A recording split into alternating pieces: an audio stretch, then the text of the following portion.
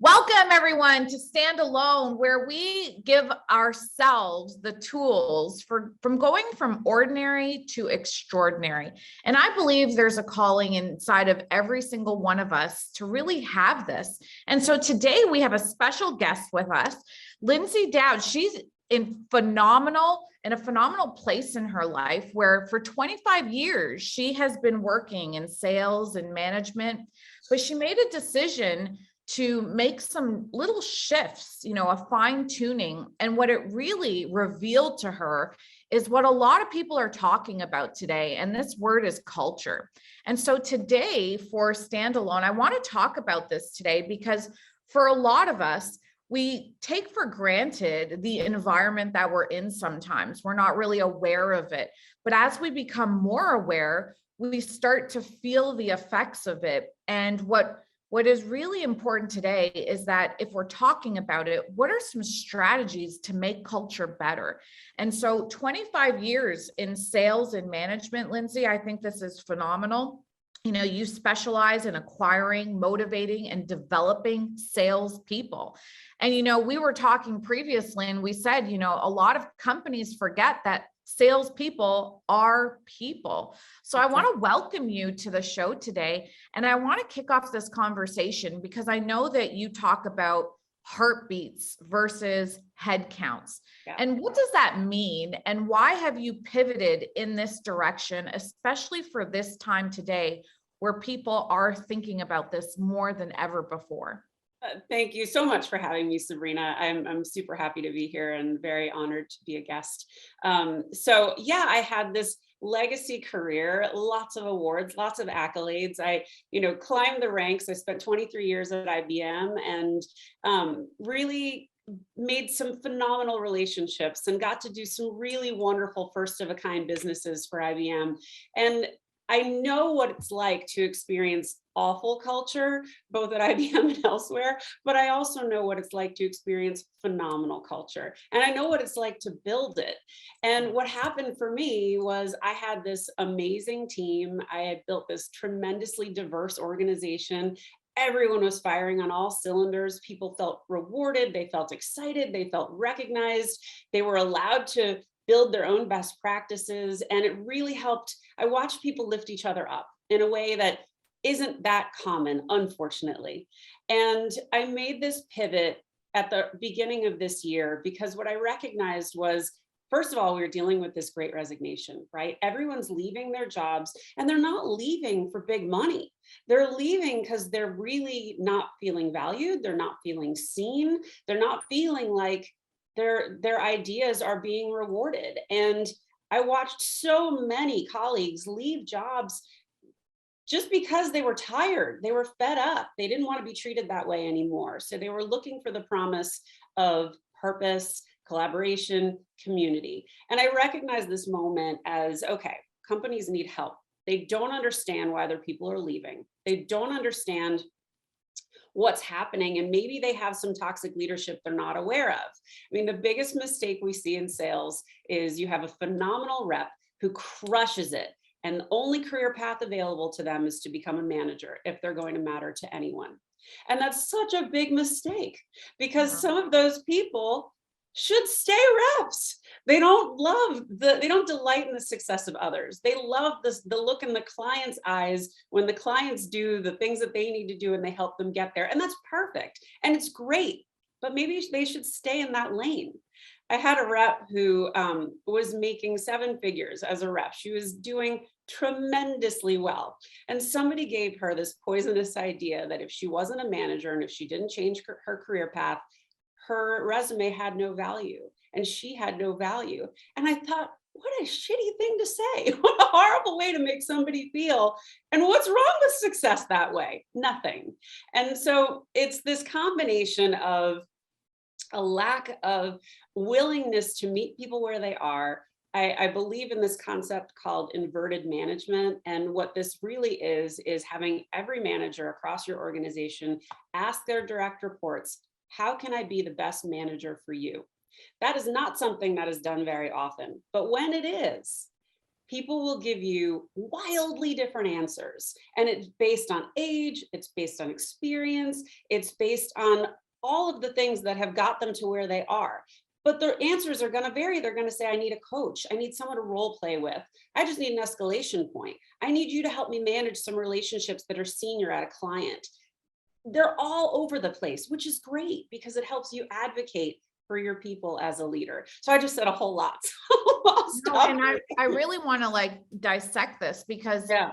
it's funny that you mentioned this because I just did a leadership seminar with my team. And one of the things that I wanted to do was increase the awareness of what it feels like to be under their leadership. Wow. And so I made them sit down with someone that they're currently leading, and they had to be asked that question, like, what does it feel like to be under me? And they had to hear that feedback, and you could see a lot of shifting and squirming. yeah. And it was a lot of like, I had no idea. And it was really awesome to sit there and watch that. Because the truth is, you know, we make errors because we're human. I've made errors in my leadership journey. And when you have the inability to put yourself in that person's shoe, then, you know, we run the risk of leading someone incorrectly. But I want to go back even further because you said something that I 100% agree with. And I express this a lot, and I feel like no one listens when I says this, but when I say this, not everyone should be in a management position.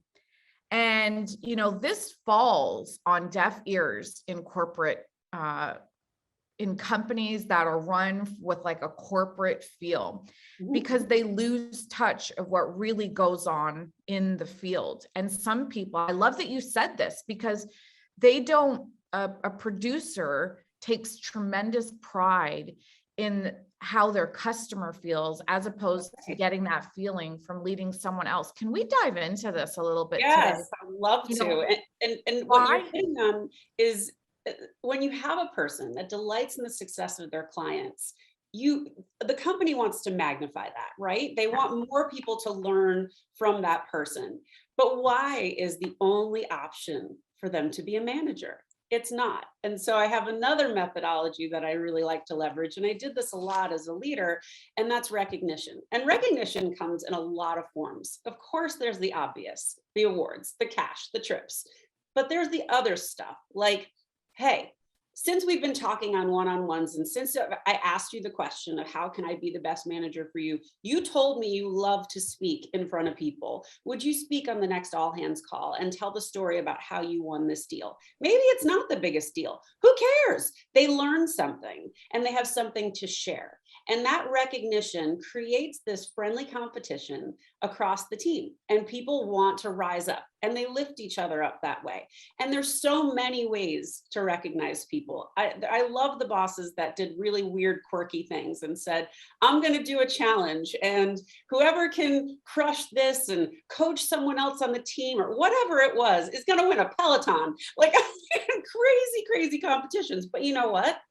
They loved it. They wanted to see how others were doing. You rooted for each other. And when you create that safe space for people to rise up, they do phenomenal things. But back to the point of the rep who has the singular career path of great rep, obviously a manager. The part that I think we miss is that rep. Of course, you can create levels within the role. So you can always offer promotions based on that. So it doesn't feel like there's no progress in their title, but there's also other ways to make them feel more empowered and make them much more useful to the company. They can do coaching sessions. They can be a mentor. They can speak to a group of people in a training session. You know, leveraging that expertise and keeping it where it is a good thing. And there are other people in the team that do delight in the success of others. And those are the ones that we should look at and say, you know what, you have real potential. Can I indulge you with a story of a great seller who became a manager on my team? For sure. Yeah, so I had this woman, I inherited a team and they had been bounced around. I think they had 5 managers over the course of a year and a half. And so the team was a little bit lost, a little bit frazzled. They had a whole bunch of products that kept getting thrown into their portfolio. And there was definitely some new blood on the team that I don't really think they knew where the bathroom was. And so this woman, Emma, basically, she didn't know me from anybody. She had only heard about me and said, Lyndsay, I'm looking around the team and I think there's a couple of people that could use some coaching. Do you mind if I jump in and try and help? And I'm like, oh my gosh, that's fantastic. Tell me what you find and tell me how I can help. And what we learned was there was a woman on the team who absolutely didn't understand her job. She had come over from marketing. It was a reorg. She was just stuck in this role. And she's like, she was putting up zeros every month. And it was 3 months in a row. And I'm like, Emma, we've got to talk to her and find out what's going on. Now, Emma's a peer. She's not her boss. But I watched Emma, and the two of us sat there with this rep and basically said, do you understand the job? And do you know that we're here and we've got your back? And let's talk about the things you can say. And let's talk about the things you should do in this role and what your power is. And she was like, I have this power and you guys are behind. Okay. She became one of my top performers in 6 months. And as a result, Emma got promoted to manager. And one of the questions I asked Emma before that happened was, Emma, has anyone ever asked you if you wanted to be a manager? And she's like, Lyndsay, I would love to be a manager. And no one's ever asked me. And I said, well, you've demonstrated the role of a manager long before I recognized this. And I'm just really glad to give you this opportunity. And she turned that team around. There was cohesion, there was best practices. It was like a dream just to watch the whole thing happen. And she's still crushing it to this day. So it's a major source of pride. But when you ask those questions of what's important to you, what do you want to do, you're going to get these answers that are going to help you arm yourself. And when you're asked by the top brass, what's going on in the field? How are our people doing? You're going to know. And you're going to say, I had a rep who came up with this really great idea. It's totally different than anything we've ever done. What do you think? Some of my favorite success stories are those stories where they created something from nothing. Yeah. So, anyway. As I'm thinking about this, another thing that's popping up is that, when we talk about toxic cultures in a work, I want to like challenge you with this idea. Do you think, because I've seen this actually happen, there are some people that get into management roles and they really shouldn't be in management roles because they are producers. And then they start to think that it's a toxic environment, but they're in a position that makes them feel toxic. Yeah. And it's not the environment. Do you think that if we could just spend time with understanding people and what roles fit them best, and then people, just having that relationship with leadership to have those discussions instead of us pointing the finger at the corporation and saying it's toxic, or the corporation pointing the finger at people and saying like, you're not good at what you do. Like maybe we're just not in the right role. Well, I think you hit it. And I really feel like in order to make change and to move the needle within a company, the C-level folks have got to be willing to look in the mirror, and they've got to accept that they're going to have a couple of people that might be in the wrong roles. Maybe they were that shining star that got promoted, but I worked for a woman who was absolutely in the wrong role. And she didn't believe in positive feedback, which was super hard for me because I'm extremely I want to talk about it. I want some feedback. Am I doing a good job? Do you see what I'm doing? My job is really big. And she's like, oh, you and my husband would get along great. No, I don't. I think if I tell you anything positive, you'll think you're doing great all over. Who leads like that? And she just didn't have the management skills or the chops to create that psychological safety that people really needed. But the worst part was the people above her thought she was brilliant because she managed up so well. And this is where I love to kind of employ. There's a lot of companies that aren't very uncomfortable with kind of skip level interviews or executive interviews or mentor mentees that go around their bosses. And that is such an incorrect assumption, because if you can create an environment where people can say, hey guys, anyone on this executive staff across the company is open and available for advocacy and mentorship. You are encouraged and allowed to reach out and create those relationships. What that does for employees is create advocates where they wouldn't have them. And I did this within IBM, and there was a woman who was so great. Someone said, you need to go and speak to Melinda. I said, okay. And I was ready. I was itching every like 2 or 3 years. I was like, all right, I'm ready for a new challenge. And so I met her, and she was a VP, and she was like, Lindsay, I've got some open jobs. Tell me what you're good at. Tell me what you like. And so I told her about myself and the things that I like to do and the way I hustle. And she was like, okay, I have 5 things for you. Like 5? Yeah, I do. Now you can pick. But I wouldn't have had that opportunity if I didn't have a supportive leadership that was like, of course, go talk to her. Of course, you should keep looking for that next thing. And so when you have that kind of blanket encouragement from everyone, that we want everyone at this company to have an opportunity to do their best, to try new things, to stretch, you get the best out of everyone. And if you're having a problem with that one boss, you have someone to talk to. You have someone to strategize with, to say, okay, look, I don't think this is going to work, me working for this person. What else can I do? And perhaps it will shed some light on, maybe I'll keep an eye on that person and see what's happening. Maybe I'll ask a couple other people to see if it's just her, or is it pervasive across the team? Because when they manage up really well, the top people don't see it, right? They only see the polish. They only see the, the smooth moves. And that's so important for organizations to really have a good pulse on who their people are and how they feel. This is real stuff. This really happens in leadership all the time. And one of the things that I adopted, is the concept of leadership teams instead of just leadership hierarchies. Because when you're in that hierarchy, which I believe in, I believe like order and structure is incredibly important, but I also believe that you have to be dynamic. And there's times where someone from another team could help to influence someone at a different place in a hierarchy that not necessarily the person above them could help them with. And, what is the role of trust to be able to execute on that? Because what I've found is that when people have this rigidness to them and they're like, I don't want you talking to my people if I'm not there, I'm looking at them like, well, why is that? Right? If you're unwilling to share a spotlight, that should say a lot about that leader. And trust is kind of the biggest fundamental. Everybody wants this. The best companies with the greatest culture have a really thick vein of trust throughout the whole organization. And that question that I started with at the beginning of how can I be the best manager for you? You're opening the door for this two-way street of trust, because that person, I had a manager once who asked me, and this is just kind of a different way to ask that same question. I was shocked when she asked me this. She was a new manager to me, and she said, so Lyndsay, we had just met for the first time in person, and we were at a conference in Vegas, and she sits down and she goes, here, sit. I said, okay. She goes, what's your story?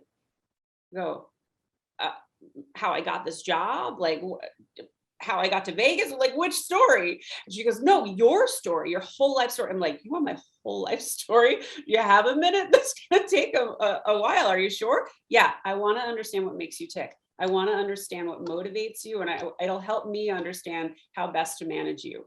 And I was so stunned by that. And I was like, I know how it made me feel. So I started to use it with my own team. And it gave me an opportunity to say, okay, I know how my team is stacked. I know what their superpowers are. So when I heard other leaders saying, hey, Lindsay, I've got an opening on this job. Do you know anybody that's really good for this? Actually, I do. I don't want to lose them, but they need to go for this job. And that's how you kind of strategize across your organization, but it's based on trust. And those people that I helped push along in those veins, they're still my greatest allies. We talk all the time. They still get Christmas cards. Like, we've built that trust and that faith in humanity. And when you can do that, and as a leader, you make yourself trustworthy by being vulnerable, by sharing your mistakes, by saying, okay, we didn't do a good job on whatever that was. We learned from it. I'm not going to beat you up. You're already doing that yourself. So Let's just learn from it, never repeat it, and move on. If you can do that and learn from your failures, people are going to rise up for that leader. They always do. And I've lived it and I love it. And when you have that culture, it's just contagious. And everybody knocks on the door and says, I want to be part of that organization. They're having fun. They're safe. They're trying new things. They're laughing. Don't you want to laugh at work? Yeah. So I think like, and I want to challenge you also with like this word safe. I hate this word. Me personally, I'm just saying for me, because I believe that when we say this word, it actually starts to not use the muscles that build courage. But I think the way you use safe is different, because if someone is looking for safety, this is not how you achieve great things, right? You got to put yourself out there. True. Right? So how do we explain this word to make people feel like the objective is not safety? The objective is you being the greatest version of you. That's it. Yes. The psychological safety is, it's not a, a baseline of, okay, I just need to make it there and then I'm fine. That's not what it is at all. What it is creating that environment of trust. What it is giving people the space to do their best work. It's looking at your team and saying, you all got here of your own talent and your own recognition. I trust that you can do this job. And because I trust you, I'm not going to micromanage the crap out of you.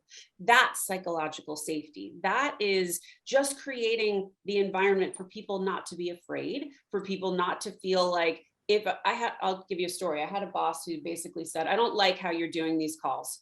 Every time we get on them, you're making a mistake. Well, guess what happened? Every call after that, I continued to make a mistake because I was so anxious and I was so worried that I was going to screw up again, that I wasn't natural. I wasn't doing my best. I wasn't in the groove. I wasn't in the pocket. I wasn't relying on my instincts. I was so fearful that I was going to mess up again. And I did. But when you have somebody else say, girl, that wasn't a great call. We recognize that. What are we going to do differently? They're asking me to step up and say, this is what I'm going to do next time. Do you have my back? I do. Let's do it. That's what it is. It's not dumb it down. It's not you can be mediocre at all. It's the opposite. It's giving them the space to be the best. Right. And I think a lot of leaders today, are in a predicament, because you have this feeling as a leader, like, I'm here to guide you. I'm here to provide certainty for you, but I also want to give you that space and that freedom. So how do you navigate through that so you're not micromanaging, but you're leading and inspiring someone to do their best work? Well, so back to the recognition piece, right? So when you have someone that does something good, and sometimes it's as big as a really big sale, and sometimes it's a small sale, and sometimes it's they rose up and they coach somebody. You're creating this, and you give those people the opportunity to share those moments. You're creating this is what I want from you. This is the things that are going to be rewarded. This is the way that we're going to honor good performance. And you let them lead and you let them shine and you raise them up to senior management, and you make sure that they're being seen and that they're being spoken about more broadly. That will reward the people and motivate the people far better than, I'm going to call you every day until this deal is done. When you ask the question of, tell me the things that you need to move any obstacles for you to get this deal done. What can I do? Do you need me to call the client? Do you need me to pull on some other folks? Do you need more resources to get this done? Do you need more technical folks to help you execute a demo? What do you need? That's what a leader does. Let's remove those obstacles. Let's see everything we can do to help get this done right. But when you sit there and you're like, team, this isn't enough, everybody has to do more, and you're coming from that negative frame, what are you going to get? You're going to get fear. You're going to get intimidation and negativity. And people are going to hate their job, and they're going to hate the stress, and they're going to not give you their best. And the best part when you create these positive environments is people thrive on the pace. They thrive on the excitement, the wins, I learned this. Guys, I got to tell you what I tried here. It was totally different. I used video instead of an email, and it got me this. What? I want to try it. How'd you do it? Like, that's what you want to create. And I just saw this great post yesterday about, if you want to keep all of your mediocre people, keep micromanaging them, because the ones that are hustlers are going to leave, because they're not going to want to work in that environment. So you'll be breeding this constant mediocre team when really what you want is the opposite. So it's just, I've seen it, I've lived it, and it hurts when you're in it, and it's wrong. Yeah, it's really amazing because, I'll be approaching almost 20 years in business. You have 25 years of sales and management experience, but like, when you can go back to like when you first started and what you thought versus what is real, the biggest shame that I see is that when people don't evolve their thinking, they haven't changed their style. Do you believe in, situational leadership where you understand people and, some people are driven in different ways? And this is why I tell my team all the time, like, when people create that freedom and free up more time for you, that's not so you can go and celebrate and like do whatever you want to do. That's so you can start to have that time to study your people and learn about them, learn about leadership, get better and better and better. Well, that's a great point, Sabrina. I mean, people, I think back in the early years, when you get those first leadership roles, a lot of people mistake it for, I've got power now. Mm-hmm. And they misuse it. And they're like, I can tell people what to do. And that's kind of a young mentality. But I watched a lot of people do that. And I watched the people that reported to them, and they're like, I don't think this person knows what they're doing. This is really frightening. And when you take that humble approach of, guys, I'm new at this too. And I've been new to so many jobs throughout the years that, you want to learn from the people on your team, and you want to hear what's working. Tell me, I had a boss once, she was phenomenal. And she said to me, she goes, Lyndsay, now that you have this job and this big organization, tell me what you want to do to make it better. And I looked at her, I'm like, you want to know? you want to hear my ideas? Oh, this is fantastic. I said, give me a minute. And then I went to my team. I'm like, you guys, we have an opportunity to create some best practices and to do some things that are different. Let's hear some ideas. They couldn't wait to share their ideas. I couldn't wait to share the team's ideas. And you know what? When you compared my team to all my peers and what they were doing, we were having fun. We were creating new best practices. We built a storytelling program. We had people calling us saying, I got on your monthly call and I just changed my entire strategy based on something I learned that you guys told us, because you told it to us in a really simple way. Like, we just learned how to do things differently. And that is so exciting and so fun to be a part of, but it's a constant learning. And when you have those leaders that are willing to really kind of listen and surround themselves with people that are smarter than they are. And I'm the first one to say, I am not the smartest one in the room. I'm surrounding myself with people that are far brighter and more connected in ways that I'm not, and I want to learn from them. When you can take that kind of humble approach, people are like, I have ideas, can I share? And isn't that great? Don't you want to see people giving their best? And there's always better ways to do things. We're always learning, right? I mean, 20 years ago when you started, did you sell the same way then that you sell now? Probably not. You can't, because the customer isn't the same. The flow of information isn't the same. Their access to information isn't the same. So you're crazy if you think you can sell the same. Yeah. Right. So everything's an evolution. And as long as you accept that you'll never have all the answers. I don't care how amazing you are. When you look at Bezos and Richard Branson and all these major leaders, they're still learning, they're innovating all the time, and they're changing their strategy. They're changing the way they talk. They're changing the way they communicate. Why wouldn't the rest of us? Yeah. And, I think that like everything we're talking about, it sounds so good, but I just want for people to know, like, this is really hard. It's not easy to do this. And if we can like come from a place of, I, as a leader, have to get uncomfortable because Yes. what I did in the past isn't going to serve me today or the future.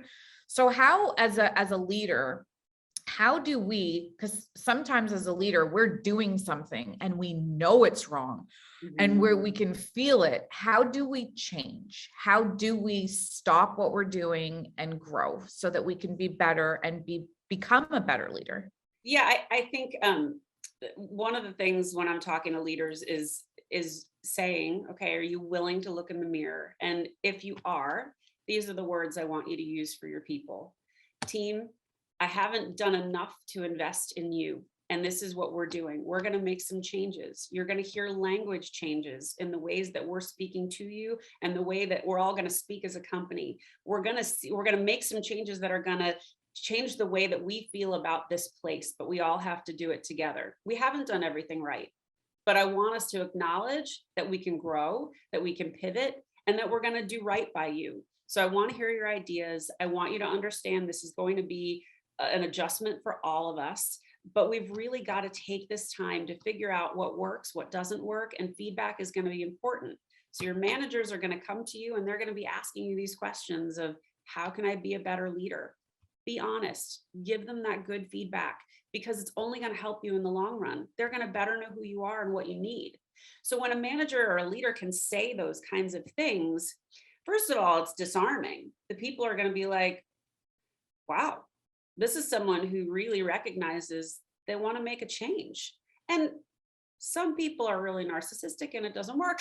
And others, when you can kind of adopt that practice across the company, you can see material change. And the quickest way to see it is through social media, because when you have people that love where they work, they're constantly talking about it, right?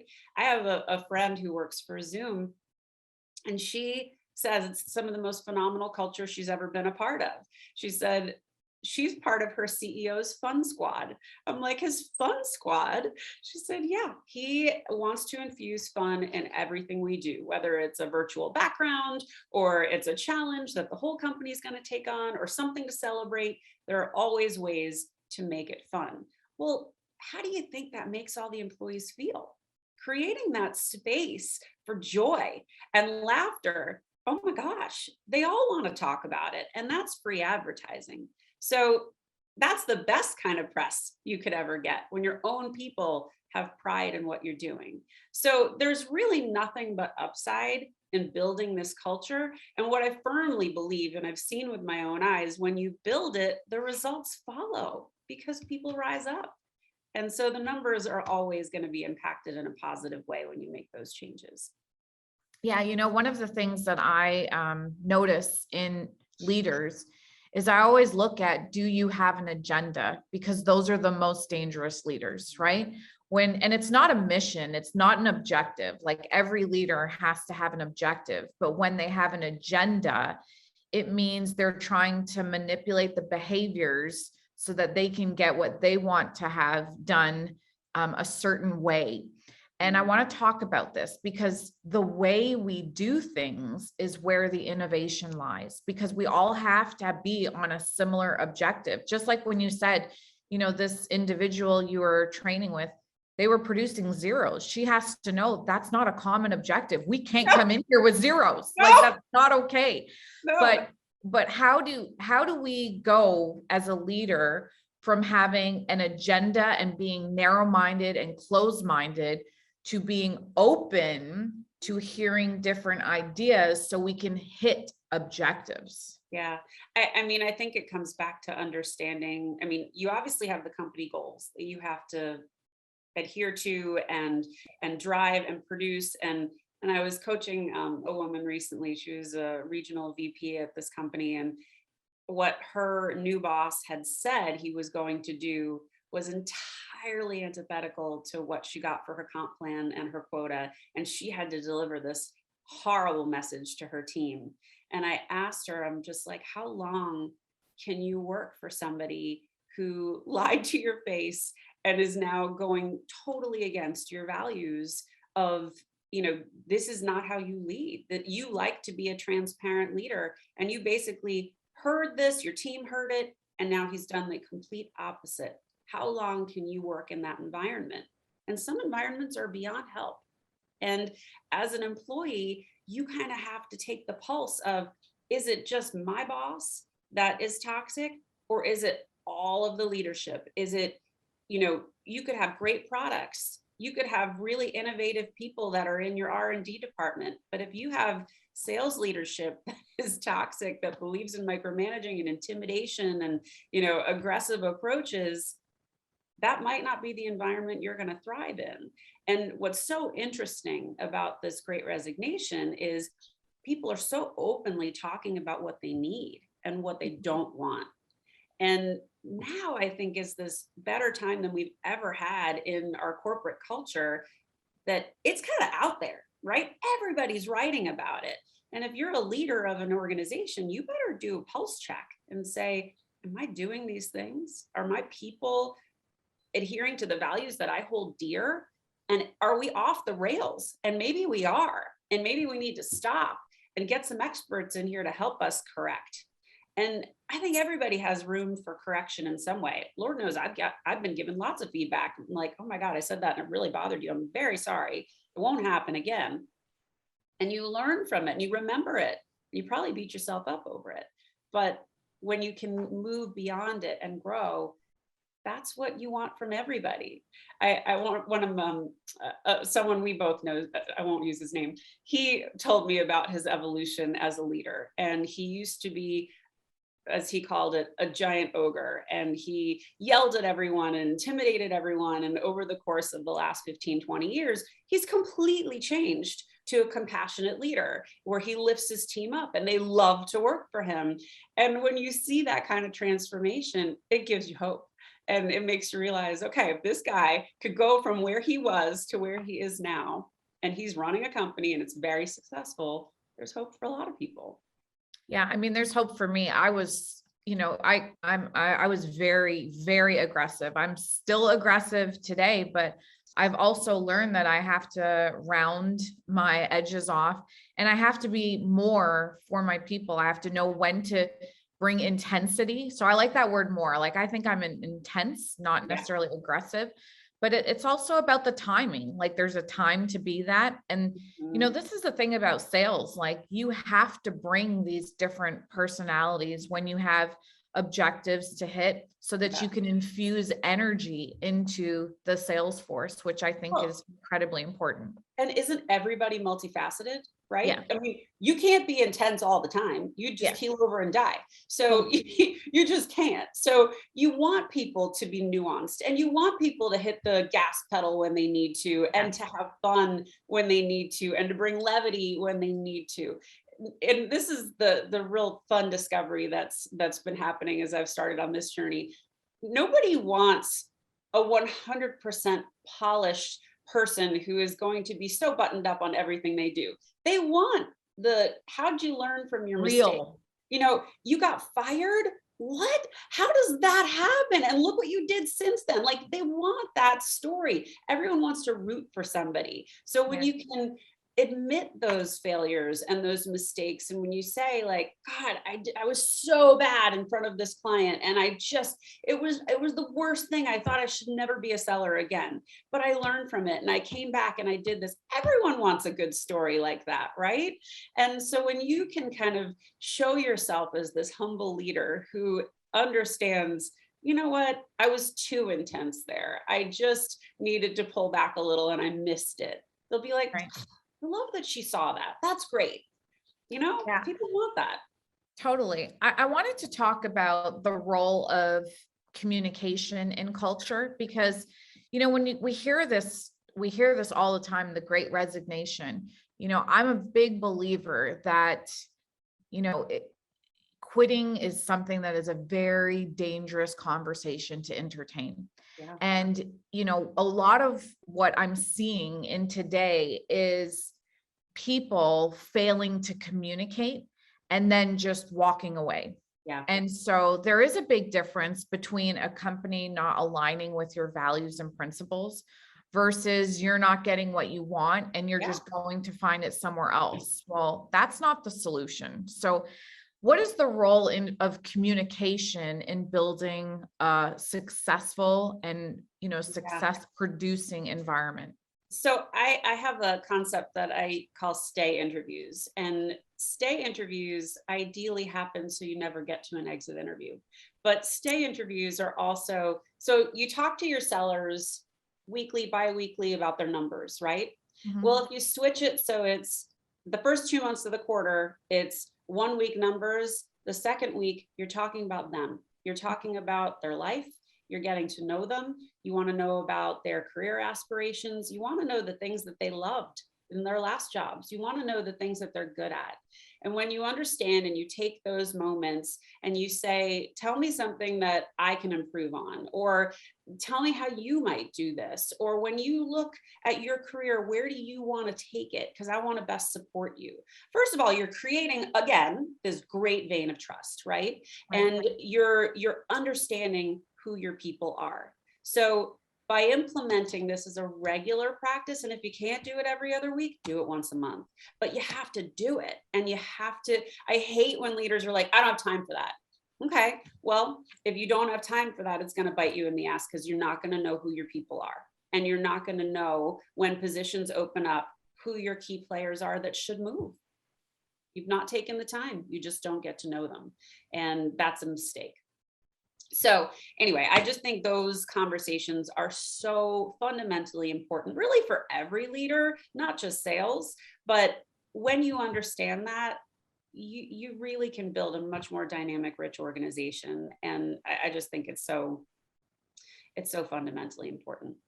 Yeah. And I think that if people just had these conversations and got used to, having the courage to say things, but I think it's also important with what you're saying, like, do people have that net underneath them to know that someone isn't going to like get rid of me if I Yeah, say something that they don't agree with, right. that they have to have that baseline level of regard and respect in that environment. I know. So And, I and love that. it becomes, for the toxic leaders, everything is personal, right? And that's the worst because, if you don't connect on a personal level and they have some preconceived notion about who you are, it's going to be near impossible for you to overcome that. It just is. And that's the danger that I think when we first were talking about reps that become managers that really shouldn't be managers, very often because they don't have the tools to kind of take a step back and look at their people and say, okay, what could I be doing better? Having that humble leadership style, servant leadership style. I think they miss it, but I've watched that happen. I've watched really, really prickly altercations with people that have resulted in people quitting, people getting fired. And it's all unnecessary because they were doing really good work. So it's tough. But back to your point earlier about the Great Resignation and people quitting.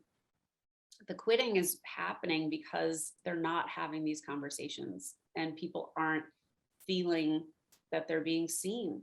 People crave community, collaboration, and purpose. That's really what you want in a job. And let's be real, 70% of our lives, 65% of our lives are spent working. Right. So don't you want to be with people that you feel good about, that you can trust, that you're interested and invested in? I do. I mean, when you're working with people that you really enjoy, you're so excited to do stuff with them. You're excited to go on that customer call or have a cadence call because you see each other, you feed off each other. And I think the companies that have really been struggling have forgotten this. Yeah, I love that you're sharing this. I just want to say thank you for your time today. Thank you for just, having this conversation where we can talk about things that don't get spoken about enough in a lot of cultures. And people are always wondering, like, well, how do you create a great culture? I believe that culture is the effect, it's the end product. So you got to go backwards and saying, like, what am I doing to cause this? And so all the things we really talked about today, that's what people have to dive into. What are my actions? What are my behaviors? What are my mindsets? Am I coming at this from a place of I have an agenda, or are we on the same mission together? So I love that you're sharing this. To wrap up, I just believe I'm a lover of wisdom. I Mm. have so much respect and regard for people that can put in decades of work.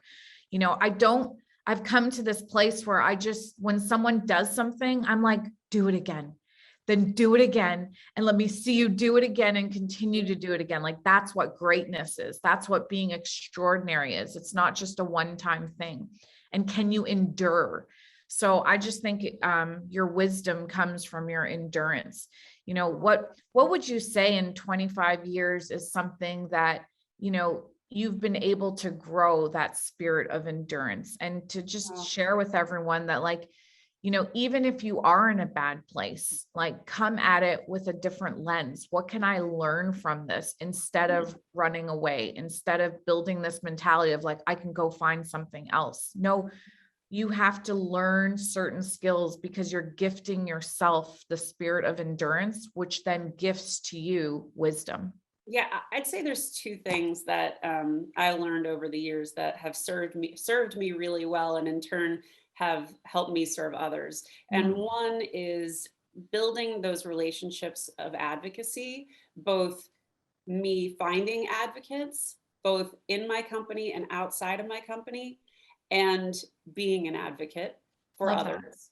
So when I think back to my career and I think back to all of the jobs that I got and all of the first of a kind businesses I started within my company, it was because I had those people that knew who I was, because I sought them out and I Mhm. watched them and I respected them. And I said, you know what? I love what you said in that last meeting. I was really inspired by it. And, if you could spare 30 minutes at some point, I'd love to talk more. Well, those relationships have stayed with me for 20 years.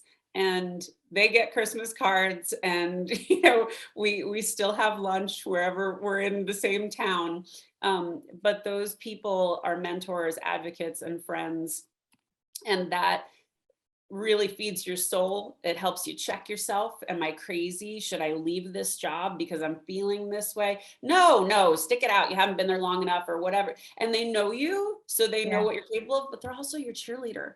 And they're also Yes. the ones that are like, girl, you got this. I'm so proud of you. And you get that random text on a Thursday morning at 5 a.m. I was working out, I was thinking of you, and I see what you're doing, and crush it.